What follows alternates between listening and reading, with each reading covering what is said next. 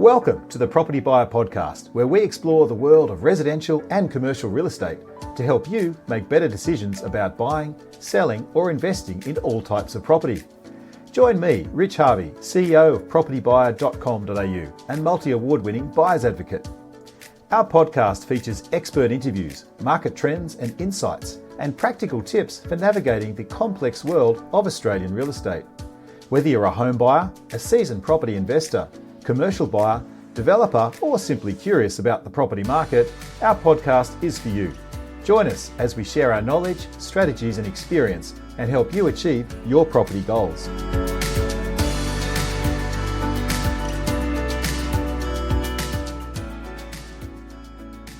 Well, welcome to another edition of the Property Buyer Podcast, where we bring you expert insights to help you make smarter property decisions.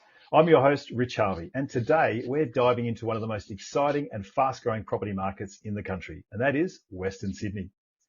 With the upcoming Western Sydney Airport, major infrastructure projects, and a changing demographic landscape, this region is brimming with opportunity for home buyers and investors alike. But where exactly should you be looking? What suburbs are set for the biggest price growth? And how can you get ahead of the market before the competition heats up? We'll be covering everything from the impact of new infrastructure to the best suburbs for investment, as well as some key strategies to help you make the most of the current market conditions. So whether you're a first home buyer, a seasoned investor, or just curious about what's happening in Western Sydney, this episode is for you. To help us unpack all of this, I'm joined by a true expert in the field, Mark Vella from Starr Partners. Now, Mark is a highly accomplished real estate professional. He's got over 16 years experience specialising in Western Sydney. As a director and a top sales agent at Starr Partners, he's consistently been recognised as Auction Lister of the Year and also Salesperson of the Year. As a lifelong local, Mark possesses a deep knowledge of the market's trends and its investment potential. He's passionate about community engagement. He actively supports local events and organisations and schools. And outside of work, he enjoys spending time with his wife and 4 kids, motorbike riding and watching rugby league. Mark, great to have you on the podcast today. Thanks for having me, mate. So tell me, who do you support in the rugby league? It's a sad admission, mate, but it's the Parramatta Eels. Oh, good on you, mate. Fantastic. It's a tough gig for us supporters. Long time coming, mate. They'll have to make a comeback one of these days. Good, mate, they have to. Hopefully it's in my lifetime. Exactly, mate. Never give up hope. Never give up, mate. Mark, we've got a little tradition with our podcast, and I'm going to throw you just a little philosophical not a question, but a quote, and just love to get your reaction to this. And yeah, of course. It's a Chinese proverb which says, the person who says it cannot be done should not interrupt the person who is doing it. What do you take from that quote? Mate, it's a good one, isn't it? Yeah. Look, for me, it resonates in my life, I'll be honest with you. Having 4 kids, there's obviously a lot of challenges, a lot of things that I do that most people say that you can't do. But for me, I think something like that, what that says to me is that the things in life that bring the biggest rewards are probably not done without some element of risk and hard work. And it's sometimes the naysayers in life that try to tell you you can't just because they haven't got the guts to do it themselves. Exactly. That's where it hits me, that one. Yeah, no, that's good. I really like that. I mean, it's often your family or friends or those closest to you. Oh, don't try that. That's too difficult. But honestly, they're not necessarily your best support team. So it's. Mate, can I give you one example on that? Yeah. And this is really how that proverb resonates with me. I like to try and holiday as much as I can. It's one of the conscious efforts I make in recent times anyway. And most people are like, how are you going to go on holiday with 4 kids? My eldest is 7, my youngest are about to turn 5 tomorrow, actually. And like, how do you do it? Like, as if you do that, it's just craziness. You can't even enjoy your holiday. I'm like, well, why would I avoid going on holiday and the joy that brings me because it's hard? Like, I've never shied away from doing anything that's hard in my life. So exactly. That's kind of where that one gets me. So awesome. Yeah, nice one, mate. It's like you know me already. Fantastic. We're going to get to know you a lot more by the end of this podcast. Let's see. So tell me also, just how did you get into real estate? What was your first job? What sort of suburbs do you cover? What was it like getting into real estate and got you in? Mate, I've only ever been at this office, I'll be honest with you. Which office is that? Starr Partners Blacktown. We now also own the Parramatta branch as well. So that was something that we'd done a few years back. But mate, it was just straight out of school, to be honest with you. I was no academic genius. I didn't think I was at the bottom of the barrel in terms of being a student either. But for me, I like the idea of sort of being, in and out of an office, not locked in an office all the time. And, Yeah. it really kicked off. I was working at Big W part-time at the time. And then the gentleman that used to own this business, I worked with his daughter-in-law at the time. And she's like, oh, what are you going to do when you leave school? I said, oh, no, I might give real estate a whirl. She's like, well, my father-in-law owns an office in Blacktown, funnily enough. I said, oh, can you see if you can get me a job? Mm. And then that was it. And I did that for about 18 months at the time. The sales assistants when I started was a guy that put the signs up and, ran the Homes Victorial books for the local news agencies and all that sort of stuff. And I said, this is not for me. I really wanted to get in sales at the time. This is 2004 I'm talking about. Yeah. And obviously at that time, everyone that was in sales was, 50 years old and had a million years experience, all that sort of stuff. So it wasn't quite the pathway for me at the time. So I went and did a few other bits and pieces, a bit of corporate, sold cars and all these wonderful jobs. And it was the whole sales thing really appealed to me, and I thought I was good at it. And then I'd made a friend in 2004 who worked here, and that's my now business partner. In 2009, he rang me back at the time. I was working for Optus at the time. And he said, look, I've just bought the business. Do you want to come back and work for me? And I remember saying to him exactly at that point in time, I was like, well, I don't know if I want to exactly come work for you, but all I do know is I don't want to keep doing what I'm doing. So let's give it a whirl. And that was it. 2009 was the second stint, been here ever since. Fantastic. Well done. I mean, real estate is a great profession, and a lot of people don't see it as a profession. Unfortunately, a lot of people don't like real estate agents, but it's a great industry to be in because you're dealing with people's emotions and also their biggest point of decision making, where to live, what to buy. So you play a pivotal role. But I'm curious to know more about Western Sydney and get your insights into that. And love to ask you what you think what makes Western Sydney, I guess, an attractive market for both the investor and the home buyer. And what do you like best about the West? Yeah, look, I was born in the West, so I was kind of forced to like it. You know what I mean? Look, the first word that comes to mind is affordability. Yeah, there's huge prospect for growth. And, even when I first started in that sort of 2009 through to 11, and there was heaps of first home buyer incentives, we got massive growth at that point in time. And then things continued to develop. And then what I call that 2015 to 17 boom really hit us at that point in time. And then, it's had a lot of ups and downs. But, I mean, it's an attractive area. I mean, where else can you go in Sydney where you can get, a good freestanding home on a nice block of land in a nice street with good schools around you, good connectivity for, roughly $1 million. It's very hard to find that. And I find that the people in this Western Sydney area typically work in the area, shop in the area, have family in the area, kids go to school locally, all that sort of stuff. So it's like a little hub. You don't really have to go anywhere. Yeah, it's more localized. Yeah, definitely. And when I find people buying in our suburbs, in the suburbs that we service here around Blacktown, when they're not from the area, let's say they're coming out from Ryde or Homebush or something like that in a little apartment and they want to have a base, I often will say to them, you'll be surprised at how convenient living in this area is. And I think you'll only learn that once you actually move here. Because working and living in the same area for me is awesome. But I know that living in my area, even where my family is based geographically, I'm very much at the center of everyone. I'm only sort of 20, 30 minutes away from anybody. That's it.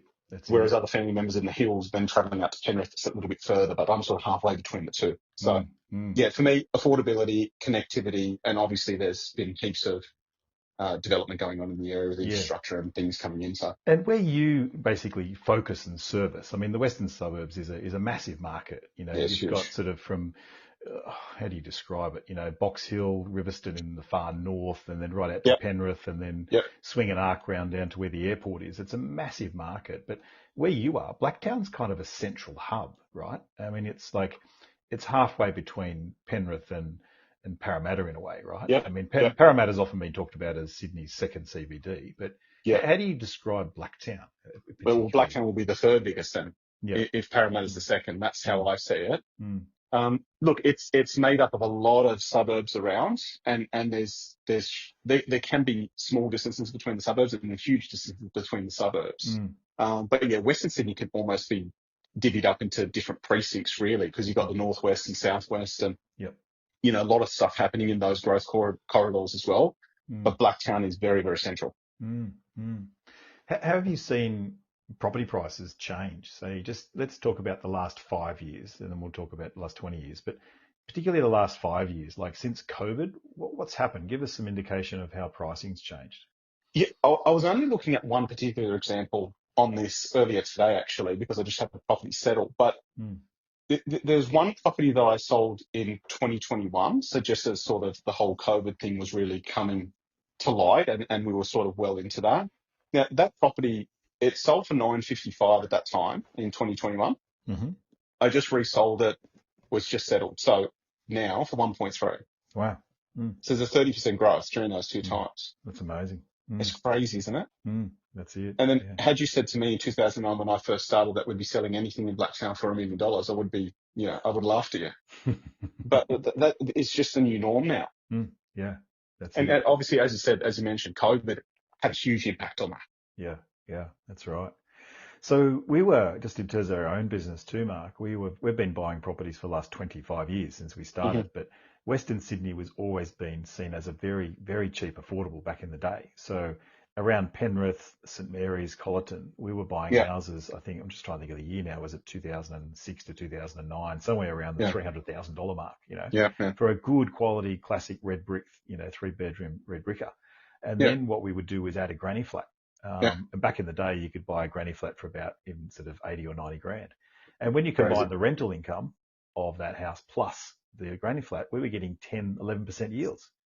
So we had clients that were able at the time, we're thinking, oh, should I buy a second one? And we said, absolutely. And, today, what are they worth today? Well, typically $1 million today, right? For those sort of properties. And they're still what a great opportunity. Yeah. And they're still delivering, fantastic yields today for those clients, Yeah, definitely. I mean, yield is one thing, capital growth is another. If you can get the two of those together, I mean, that's a beautiful recipe.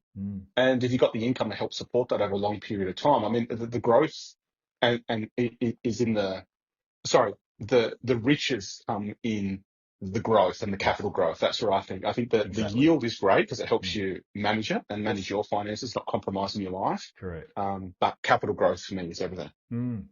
So I'm going to ask you to get your crystal ball out, but tell me, are there any particular suburbs looking forward? We're now in 2025. We can't buy 10 years ago, 12 years ago, right? We can't do that. We can't go backwards. We can look forward. And that's part of why I'm doing this podcast today with you, to ask you as the local expert, what does the future hold? So if you, had a client that had roughly $1 million or maybe a bit more, and they're asking you, Mark, where do you think is going to be the best areas for capital growth? Any suburbs that you'd recommend?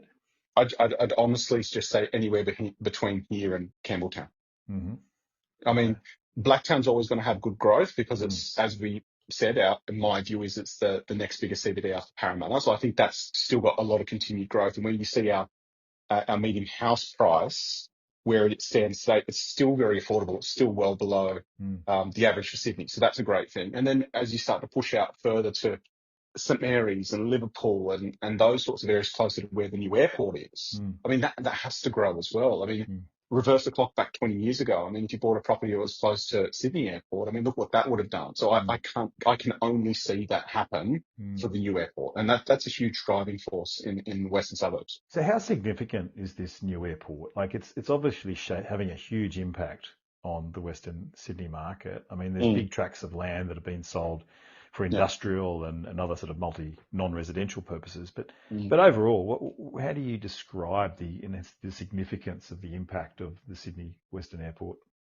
Huge. I mean, there's so much development going around. There's housing development, there's road and infrastructure upgrades. There's new communities being built everywhere where there, was there was nothing but farmland.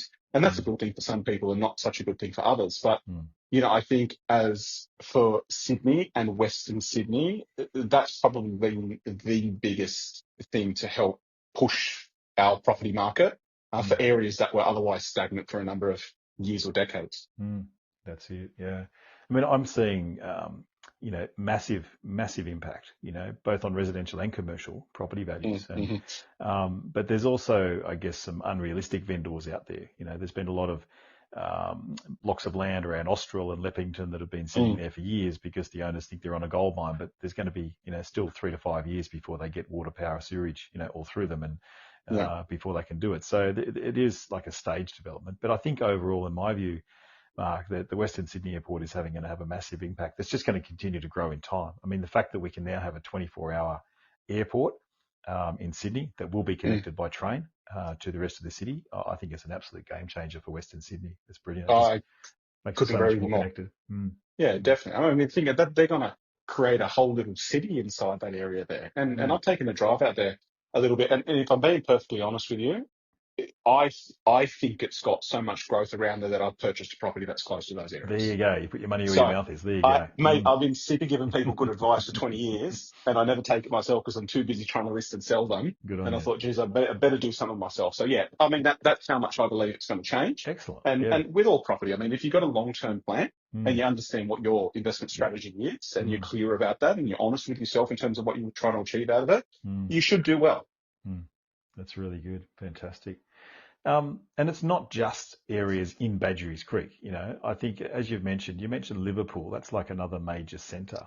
And there's a lot of suburbs in between. But I think Yeah. for anyone listening to this podcast, we're not going to do a blow-by-blow description of all, you know, the 150 suburbs in the Western Sydney area. It is a matter of putting your skates on, getting your sneakers on, getting in your car and driving around these areas to get a feel for these areas.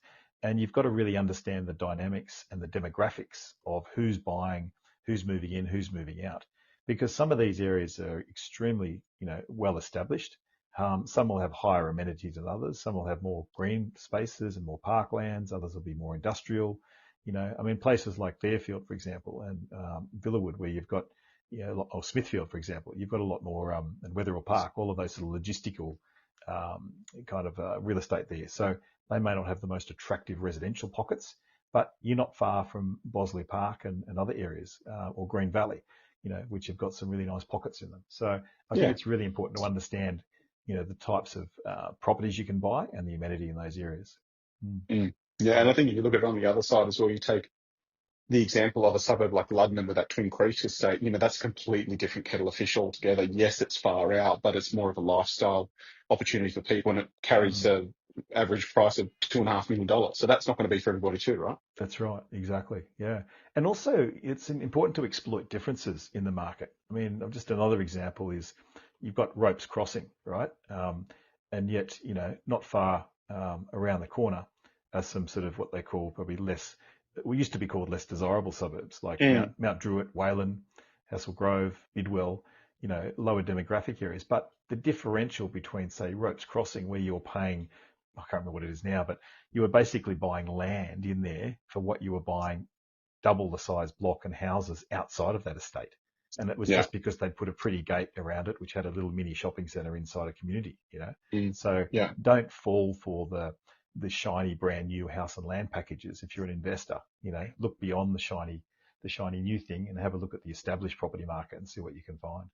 Yeah, and if I can add to that a little bit, I've got quite a bit of experience in selling in those areas. I've sold plenty of properties in Lethbridge Park and Mount Druitt over the years, and I've got some listings in those areas. Now, it's not only how close you are to the shops or how close you are to the station. There's things like, if you look at Mount Druitt, there has seemingly been an increase in the amount of people that are looking for things like the Islamic school there and the mosque and these sorts of things. Right. So these community people are making huge moves in there together and establishing beautiful little communities inside an area that once was not as desirable as what it may be now. And then, you know, they make good use of the shops and they make good use of the connectivity there on the Great Western Highway and the M4. And, you know, it's only 10 minutes out of Blacktown, really. It's only probably 20, 25 minutes out of Parramatta. It's not that far to go, and they're still creating a beautiful life for them.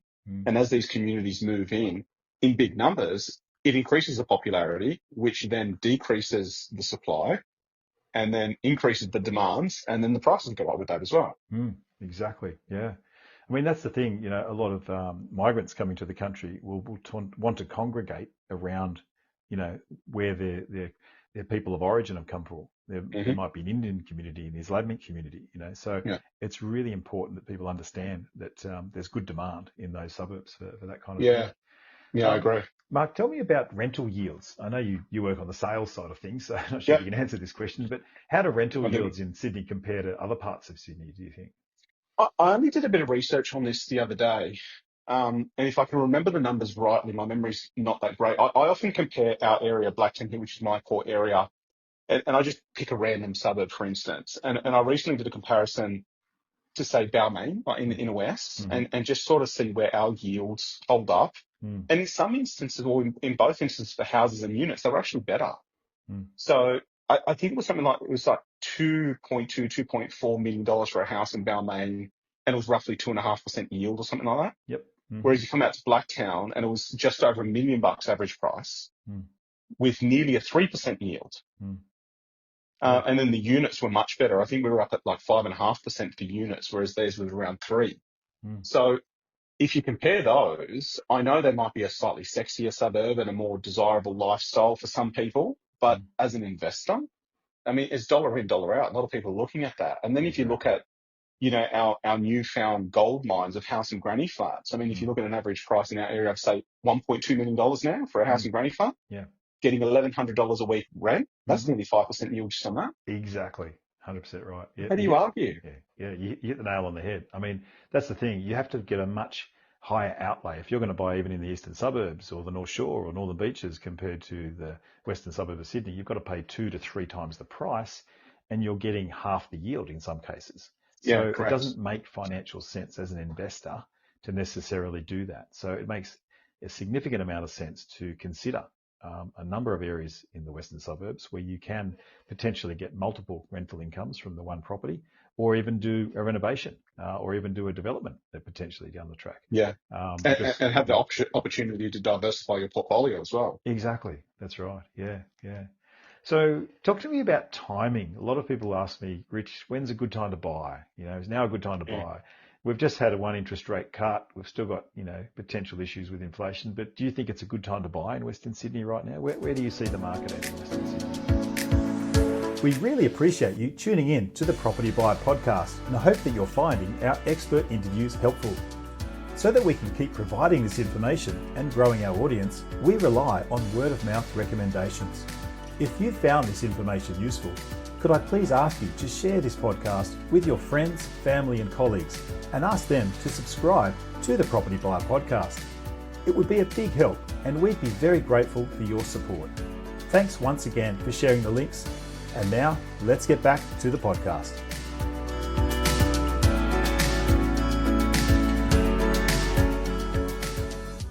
Yeah, I do.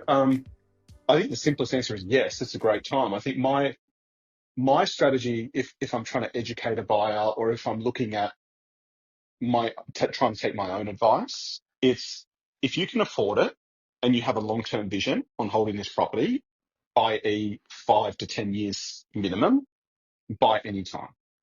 I try not to encourage people to try and pick the time. I know there's a lot of YouTube videos and TikToks about the property clock and all this sort of stuff, but I just think really old school on it. I mean, talk to somebody who bought a property 35 years ago in any area, irrespective of where it is, and see if they regret making that decision. And they'll always tell you they paid too much. They'll always tell you that the interest rates were 45%. They'll always tell you all these horrible stories about when they purchased, but they don't regret it now. That's an absolutely fantastic advice. I'm so pleased you said that, because it's not necessarily about timing. Timing can play a role, but the best time to buy is when you can afford to buy. And as long as you've got a medium to long-term time horizon, you are going to do exceptionally well. Because if everybody tries to time it, you're going to have everyone pouring in like lemmings at the same time, right? So you're actually better off to almost be counter-cyclical and buy when people are not buying, because there's less competition out there. So I agree, 100%. And as we get more rate cuts, Mark, what's going to happen is it'll make prices slightly more affordable. Each 0.25% rate cut, you know, can add a significant amount of borrowing capacity for people, which then means more people can enter the market, which means more competition. So we still have a fundamental shortage of properties in this country. So there'll be more competition. Yeah, I'll say 2 things on just that interest rate cut. I don't think on the front line, I haven't seen, you know, an absolute spike in the amount of people coming into the market. And yes, I think it has helped people. I think one of the greatest things, people have been longing for an interest rate cut for a long time now. So to finally get that, I think has just injected a whole heap of confidence into the market.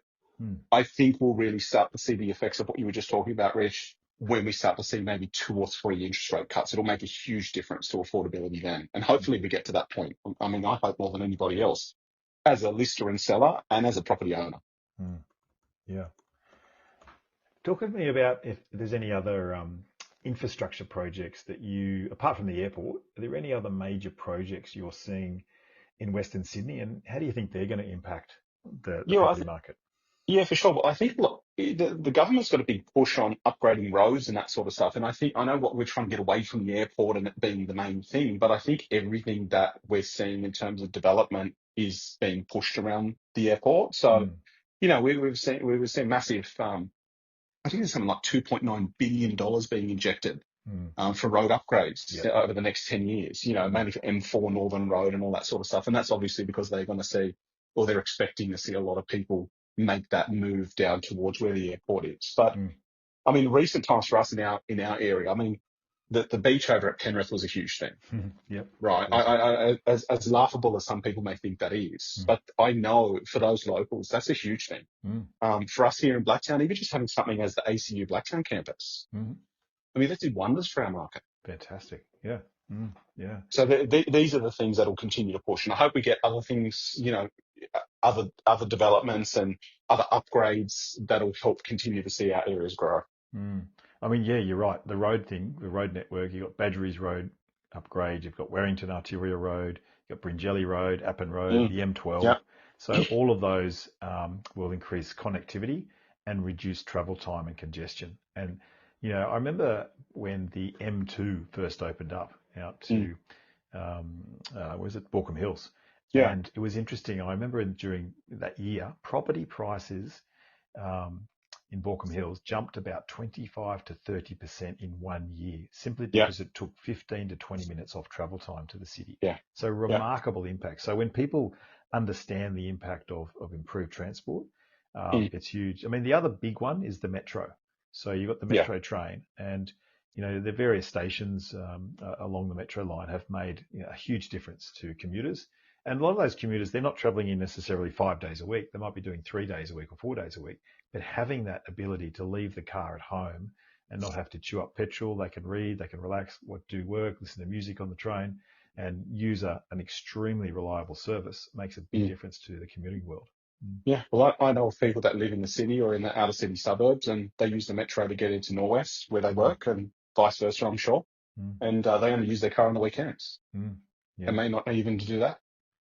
Yeah. Yeah. There's also a whole lot of new business hubs, Mark, that have been obviously being developed around the airport and also in the existing centres like Liverpool, Blacktown, Campbelltown. How are Yeah. those new business hubs and employment zones? What impact do you think they're going to have on the local property markets? I think quite basically, I would say that if people have got more job opportunity in areas where they weren't before, and those job opportunities just happen to be in more affordable areas, that's going to increase then the popularity of those areas, and it's going to put pressure on supply and demand. More people are going to want to live there, and it's going to push the prices up. Mm, mm, One thing I do know is that people don't like to travel too much to work, yep. or within reason. Mm. They might travel 25 minutes, 30 minutes, but if you're getting sort of 60 minutes, an hour and a quarter, hour and a half to work, it just becomes too much for people. Don't you So, reckon COVID's changed that number? I was about to ask you. You said 25 minutes right there as I was thinking it, but mm, there's absolutely this, what's the word, attraction to lifestyle now. We're all demanding that our jobs fit in more with our yep, lifestyle. We're all sick of the big commute. And obviously people are quitting jobs or moving closer if they like their work and really cutting down on what they call wasted time, right? yeah. Yeah. It's almost an expectation. I mean, this is me as with the business owners hat on now. We know that as business owners, we need to be flexible with our staff. We need to support our mums, and we need to give them opportunities to have employment, but also to be Mm, able to be a mum and really get behind them genuinely to be able to do that. mm, So that's where, the whole work from home thing is almost an expectation, I think, from employees now. And that links directly into travel time. yeah. We've got one of our girls here that'll travel 45 minutes, but Mm, we have to work with her on her being able to pick the kids up and that sort yeah. of stuff. When you've got good staff, well, Mm, they'll yeah. pay you back in terms of the effort that they put in. So, Yeah. yeah, Yeah. I definitely think people are a lot less Mm, comfortable in spending huge amount of, as you said, wasted mm, time mm, getting to and from work, and it'd have to be a pretty damn good environment for them to put up with that, mm. That's it. or pay Yeah. packet, one of the Mm, two. mm. Let's talk about land supply and land releases and rezoning. Are there any kind of new land releases or rezoning proposals that have been implemented that you're aware of in Western Sydney? And what sort of opportunities do you think that might bring? Yeah, more southwest Sydney, I think, is where you'll find all the land releases. I mean, probably about 10 or 15 years ago, we had some really good land releases out at Bungarraby and those sorts of things. The old Telstra land down the bottom of Bungarraby Road that sides now onto the Sydney Zoo. I mean, there was, I can't remember how many hundreds of blocks were released there. And I remember at the time thinking, geez, who's going to live there? Mm. You know, but it's been a wonderful development and they did it really, really well. But I mean, obviously now you're probably having to go out more around Narella and Austral, Tarmor, more around the southwest to get those blocks. Austral, there's been heaps of land released around there. And, again, they're creating communities, so people are buying it. We often see a lot of people moving out of our area to take advantage of those land releases, either to build the house of their dreams or to take advantage of the school that's been built there or whatever it is. I mean, Marsden Park, I mean, do we need to talk about that? Yeah, Marsden absolutely. Park was Please. unbelievable. Yeah. Unbelievable. I mean, there'd be thousands of homes in there. Yeah. And, what was once the sticks, you now got its own community and parks and cafes and 2 new schools and Costco and IKEA, and they don't have to leave. And then couple that with people's ability to work from home. I mean, why wouldn't you take that opportunity? And what block size are those ones at Marsden Park? Roughly, do you The remember? bigger blocks in the early stages were around that sort of 450, 500. They're getting a lot smaller than that now. They're in the 300s. But there's a lot of terrace housing and that sort of stuff over there as well. So opportunities for various parts of the market. I think, as always, bigger blocks of land are always going to be more popular, but it's going to come down to each person's affordability, what they want to build, what they want to buy, what they've sold, how much money they've got. All those things will play a part. Interesting. I mean, even Rouse Hill, there's some huge apartment develops around Rouse Hill Station because they're building, quite a big hospital facility and a whole integrated village around that area. And then, a lot further, like you say, in the southwest around Austral and Campbelltown and those sort of areas, Cobbity, there are some sort of much bigger blocks. There's blocks where there's almost acreage subdivisions. Definitely. But that's where you've got to go. You've got to go between there and almost the Southern Highlands to get that feeling of being in a semi-rural environment. Yeah, so definitely. It just depends what people want, Yeah, well, if you want a regular block, I mean, let's not forget there was, huge land releases out of Box Hill and those sorts of areas. The Gables, all those. The Gables, huge. And I mean, that's just siding onto Kellyville and McGrath's Hill and all those sorts of areas. And, people still very much see that as an extension of the hills, really. So they've been incredibly popular. And the prices that people are paying for blocks of land out there are ridiculous. Tell me about the demographic profile of Western Sydney and how you think it's evolved over the past decade. So, what sort of people groups are moving in? Who really likes to come into the area? Well, mate, I always joke about it. Like, I've been in Blacktown my whole life, right? And I still live here now by choice. Judge me if you will. But, I jokingly say that when I first started in real estate or even, in my teen years, it was an area where you sort of bought when you had no money to buy anywhere else. Whereas now people are making the choice to stay here and we are seeing more professionals and local business owners and well-established people with great jobs. And there's less housing commission around the area, a lot of those being sold off and redeveloped. And, families, we've got great schools around here now and schools with opportunity classes and people trying to give their kids really great education. They can get that out in that area now. So I just find we are getting people, for lack of a better term, better quality people. And I don't mean to say that by any means of disrespect at all, but people are choosing to live here as opposed to being forced to live here just based on affordability, albeit it's still very affordable. It's a really good point you make because there is always prejudice between different locations. People think the eastern suburbs are a certain set, or people think, the people in the Central Coast are a certain type way, or Western Sydney. But it's why I ask this question of all my guests, because the demographic, don't judge a book by its cover. If you go and visit some of these places, you'll find some absolutely thriving communities in Western Sydney. And as you say, people aren't desperate to get out. Some people are desperate to get in for whatever reason. There's different drivers. It might be the schools. It might be family connections. It might be a particular ethnic or religious group. And so all of those are key drivers. So if you're both either a home buyer or investor listening to this podcast, bear that in mind. It's not like there's slim pickings on which suburb is any good. There's a myriad of fantastic suburbs. And they've also changed their status as well, haven't they? I mean, are there any particular locations you think have really improved their sort of social standing in the last decade? Blacktown, without doubt. Yep. There you go. Yeah. You know, that is the biggest example, I think, for me. Mm, mm, It's an area that was once the only affordable option for people, mm. and it's now very quickly becoming unaffordable for a lot of people. And So, hence we're seeing people being pushed out to Doonside, mm, Marion, mm. Dean Park, and the Yep. popularity of those, you know, little sisters of Blacktown Mm, have increased profoundly in the mm, last even 5 years. I mean, look at Marion was a great example. mm, Great schools in there. My kids go to school in Marion. mm. It's about 12 minutes away from my house, Yep. has its own station. Just beside that, you've got what was a new estate. It was probably like a 25-year-old estate there in Woodcroft with a Mm, lake and shops. And yep. me, it's crazy. Mm, yeah. It's fascinating. Are there any other suburbs, either nearby or further afield, that you think are in really high demand from buyers at the moment for any particular reasons?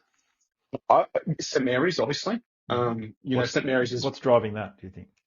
the direct link into the airport. The You know, train. Yep. that train line going Yep. straight into the airport, of course. You know, I remember saying probably 12 to 15 years ago, and people saying, like, where can you get something on a good block of land for, you know, at the time it Mm, was like 270,000. I'm like, if you mm, go out to St Mary's mm. and just buy as many 1,000 square metre blocks as you possibly can out there and hang on to them, something's got to happen. Lo and Yeah. behold, this airport comes up Yeah. with a direct link from St Mary's. Mm, I mean, heaps of R3 zoning around there. yeah.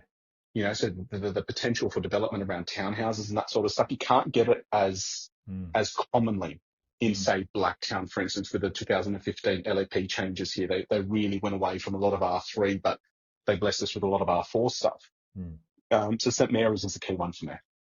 Yeah, no, fantastic. I'd definitely second that. I was about to say, if you didn't mention it, I was going to mention it as well, because There you go, on the same wavelength. we have positioned a lot of clients, particularly when that new station, or the new connection, I should say, from St Mary Station was announced. Absolutely. Literally, I spoke to a lot of agents not long after that, and they said the phone was ringing off the hook for opportunities. Yeah, You know, so yeah, definitely. yeah, Definitely. fascinating. What else can I ask you, Mark? So what about, I guess, property types? Like when you think of Western Sydney, you don't generally think of high rise, but what are the typically the most in-demand property types? Give us a rundown on the property profile, if you like, of townhouse, apartments, terraces. What do you see most of? What do you think's good? Look, specifically for me, I'm finding anything with a good block of land that either has some sort of development potential. I mean, try and find a 600 square metre corner block in Blacktown now, Blacktown Seven Hills, Mm, you know, that you can do a DA subdivision for two lots. Like, mm, they've all been developed. They're so hard to find. So anything with that development potential, mm, and obviously anything that you can build a granny flat on to get that second income. I mean, that's yeah, single-handedly the most popular part of our market. mm, Anything that has the ability to have a dual income on it, mm, specifically for investors, that's all they're looking for, I mm, find. mm. So that would be probably the most in-demand type of property. Yeah, great. And what about interstate buyers? Are you seeing many people looking to buy from other states coming into Western Sydney or from overseas? Probably the other way around, to be honest Mm, with you. mm, I'm seeing a lot of investors looking at what we have to offer here and then venturing out to, say, Brisbane, mm, Perth, mm. you know, and investing further afield than in their own sort of backyard. Interesting. Yep. I Yep. mean, if you look at Perth as one example, right? They've got an average price of 740 odd thousand with an average 5% yield, Mm, and it's had over 23% growth in the last 12 months.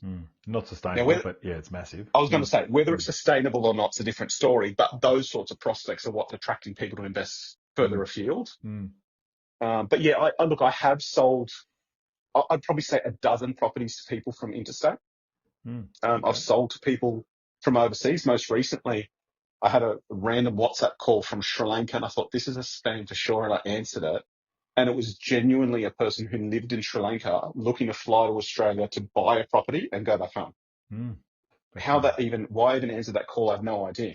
And it was a lovely guy to deal with, I'll be honest with you. So yeah, yeah, look, it fantastic. doesn't happen frequently, but it does happen. Yeah, cool. Yeah.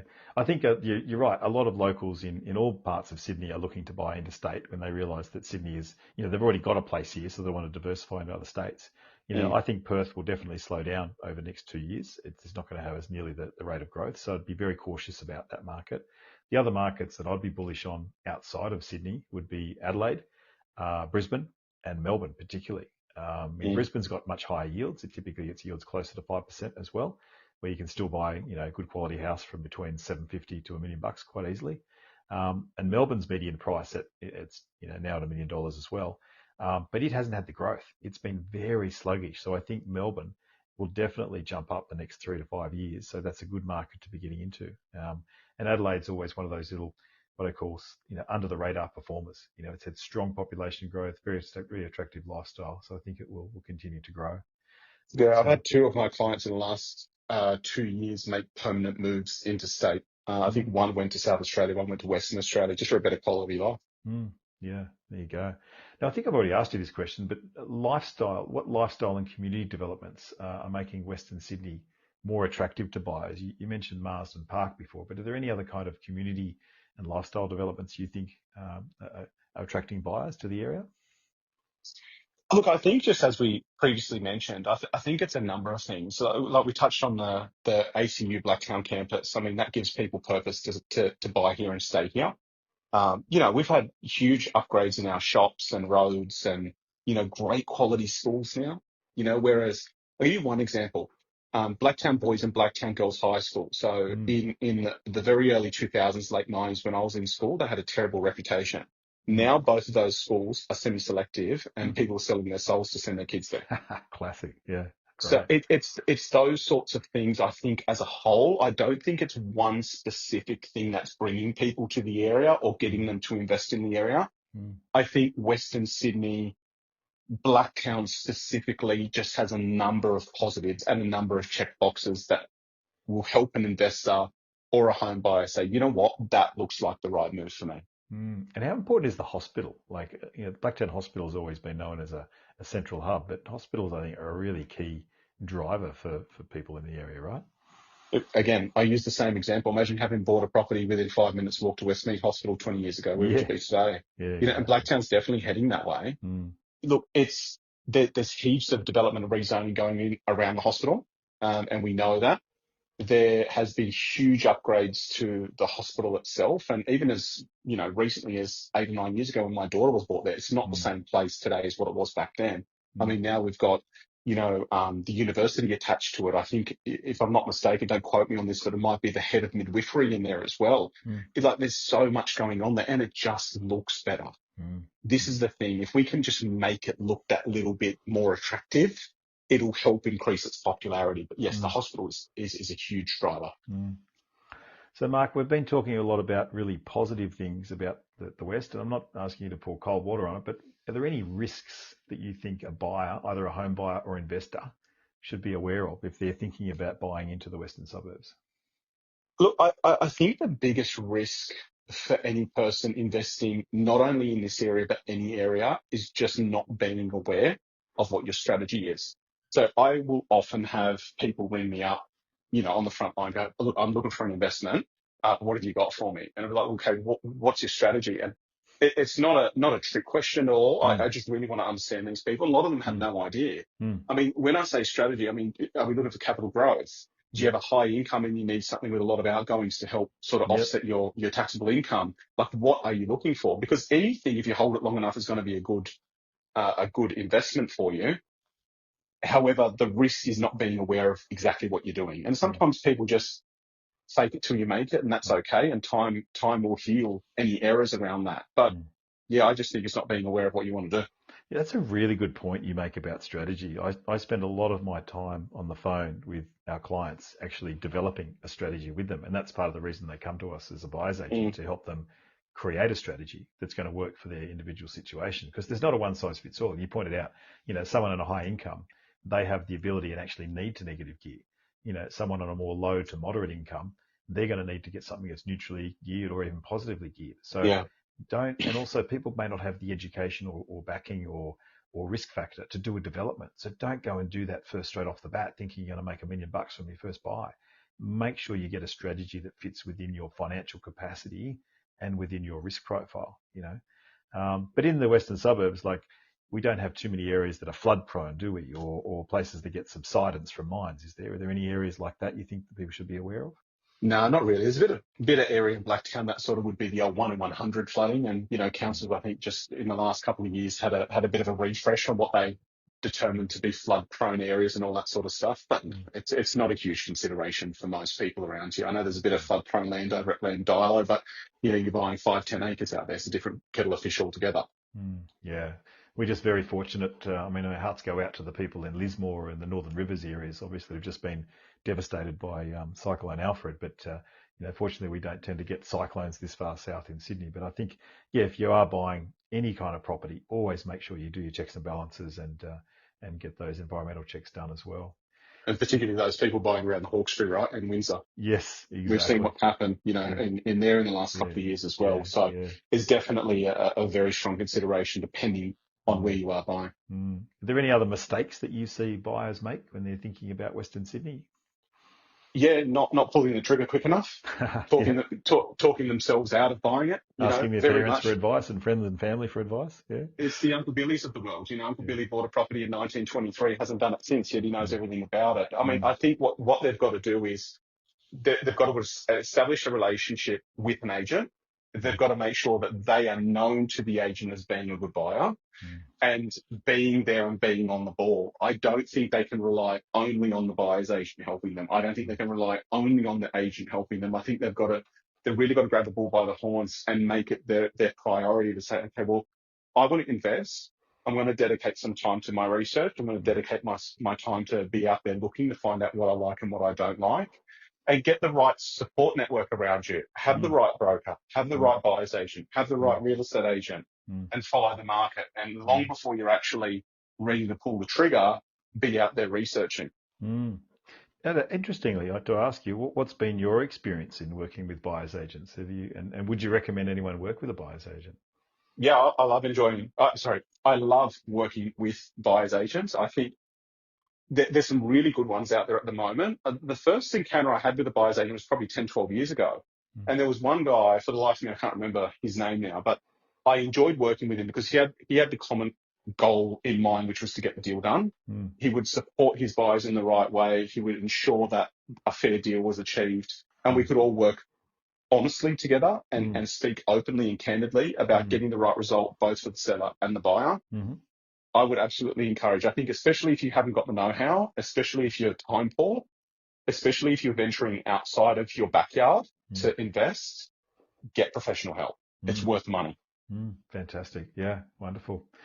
Look, my last question for you. You've been a wealth of knowledge today, Mark. This has been fantastic, but I'm going to ask you to get your crystal ball out. Do you have any predictions for the Western Sydney property market over the next 5 to 10 years? Where's it going? How much is it going to rise by? Why should we buy there? Growth is everything. It's going to grow. How much is going to grow by? I don't know. I hope 10 million%. That's my hope. It won't be that personally high. And professionally. It certainly won't. But as close to that number as we possibly can. There's heaps of growth. We've still got plenty of up to find. We will have absolutely no dramas in seeing prices go very well. I think if we can sort out this interest rate stuff, I think if the airport's in full swing, and if I'm not mistaken, it's only next year that we're due to start getting some traffic through there. Absolutely. Yep. The leases have been locked in with the airlines. So there's about 3 or 4 airlines they've got agreements with. So they're ready to go. Yeah, all over it. I mean, that's a huge thing. So we've got plenty of movement upwards. I think if you've got an opportunity where you can invest, if you can release some equity, if you've got a bit of a risk appetite to say, you know what, I'm gonna do this, you can't lose. I don't think you can lose if you've got the patience to see the cycle through. I reckon there's 4 reasons, in my view, someone should consider the Western Sydney property market. Number 1 is affordability. Secondly, the massive infrastructure development that's still ongoing and will continue to grow with roads, rail, hospitals, schools, etc. Thirdly, jobs. So many more jobs are being created, not just the aeronautical centres, but all those employment hubs, logistical centres, all feeding off all the major roads there. And fourthly, the community dynamic. Like you mentioned, it's a real thing that stood out to me today from the community spirit and how people are not moving out of the area. They're desiring to stay and move within the area to just get better properties. So, Mark, I've done analysis of property prices for all the major capital cities over the last 25 years. And the average rate of capital growth for Sydney, Brisbane and Melbourne was between 7.5 to 8% per annum. So if we go back to 2005, the median Sydney house price back then was, drumroll, $400,000. So we fast forward 20 years and our median house price now in Sydney is $1.4 million. So, just consider buying, say, a $1.2 million house now that's got, potentially a flat, that will should double in value to 2.4 or 2.2 within 7 to 10 years. So, money's going to be lost to those that hesitate, but to those that can see the opportunity, I think Western Sydney, has a great future. Any final thoughts, Mark, from you? I was just gonna elaborate on that last point that you said. I mean, and this is probably a bit of advice from me personally. I mean, we all please. go through the hardship of holding property, especially if you're coming up with a shortfall and you're making certain financial sacrifices in life to keep this investment property alive, and constantly paying the mortgage and the repairs and the dealing with the tenant issues and all that sort of stuff. You've just got to stay true to your plan and just know and believe that it'll all come together at some point. Don't hesitate at that sort of 3 or 4 year mark when it starts to become hard and you haven't seen much capital growth. You're like, why did my mate buy a property and it went up 400,000 in a year? Don't listen to all that. Just stay true to yourself. Hang on to it. It will come for you. Really good point. I just wrote the word down, patience, as you were saying that, because I actually deal with a lot of impatient investors. It's like they think it's a slot machine, put money in, get money out tomorrow. Yeah. It doesn't work that way. You do have to ride the wave and the ups and downs. Yes, you might have to change property managers. Yes, you might have to fix the air conditioner in the front door a few times, right? That's just part of the course. Being a property investor requires a little bit of effort, not too much effort, but the other thing I'd say, Mark, is that when you hold a property for longer than 10 years, that second 10-year period, the capital growth is astronomical. And then the third, what I call trimester, once you get from year 20 to year 30, it's unbelievable. So please, anyone listening, do be patient, do get into the market and hold for the long term and have that long-term view. And the rents are obviously improving year on year as well. As well. That's it. The other thing I will say as well is partner with a good property management team, somebody with experience, with as little staff turnover as you can possibly have, which is very difficult in a property management team. But pick the right property manager. It will make all the difference. Absolutely. A percent here or there has got nothing to do with, how good that they can manage that property for you. Make sure your routine inspections are getting done. Make sure they've got all the knowledge to be able to handle difficult situations. Make sure the communication skills with both yourself and the tenant are up to scratch. That's a huge thing as well, because they're going to be a huge part of your property investment journey. Yeah. Look, Mark Vella from Starr Partners at Blacktown, can I say thank you so much for sharing your knowledge today. It's been really helpful and it's been a delight to chat with you today, Mark. Thanks, mate. I really appreciate the opportunity to join you. Thanks again. Thank you, everybody, for listening again to another edition of the Property Buyer Podcast. We'll be back in touch with you again. Thanks for being with us on another Property Buyer Podcast. If you have a question you'd like to ask, please click on the SpeakPipe link and we'll answer this during the next episode. If you're looking to buy a residential or commercial property in the near future and would like to get the added advantage of having a buyer's advocate on your side, then please reach out to my team today and send us your inquiry and we'd be delighted to help. Please visit our website at propertybuyer.com.au where you can stay updated with all my latest market updates, weekly blogs and live suburb profiles to help you make better property decisions. We look forward to connecting with you again on the next Property Buyer Podcast.